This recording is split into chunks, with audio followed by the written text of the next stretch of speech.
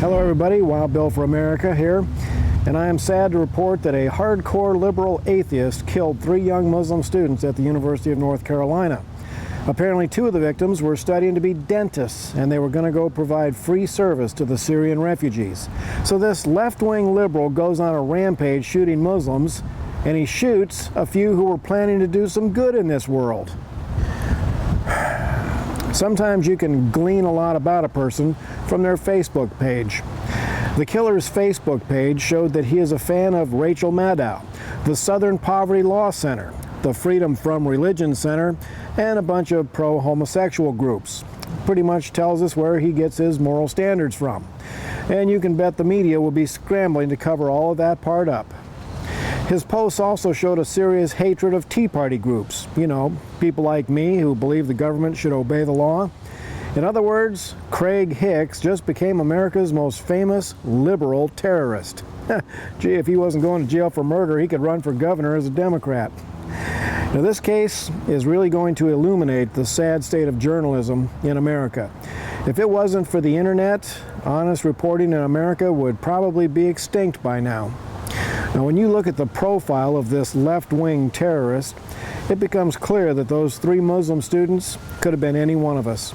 As a Christian American Tea Party speaker, I get my share of threats from people like Hicks. Hicks probably would have been just as happy to shoot 3 Tea Partiers or 3 Christians. Every day I deal with the bigotry of the left, spewed against people who love faith and freedom. And hate mongers like Hicks are becoming bolder and more dangerous. And you know what that means. Those of us who know that the United States was founded upon the rock-solid Word of God need to become even bolder in proclaiming the message of faith and freedom.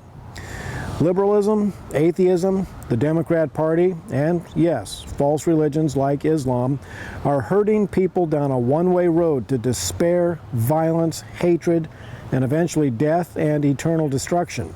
There's only one exit to get off that damnation highway, and that is a return to faith in Jesus Christ. Each of us individually, and yes, as a nation as well. The golden years of the USA was when men and women at every level knew they were accountable to God and that one day they would answer for their words and actions. The goal of men like Hicks and the entire liberal establishment is to silence us who are ambassadors of Jesus Christ. Ain't gonna happen. Threats won't do it, political correctness won't do it, and the more the left lies about us, the louder we're gonna proclaim the message. I just got off the phone with a friend up in North Carolina, and I encouraged him to put together a group of Christians, Jews, Tea Partiers, and Oath Keepers to show support and sympathy for the families of these murdered young people. Am I going soft on Islam? Not a chance. But as a Christian American, my heart is broken at the pain inflicted on these young people. Islam may be at war with the world, but those 3 kids were not. And at a time like this, a little compassion can make a lasting impact. This is Wild Bill for America saying, think about it. Thanks for watching, and America bless God again.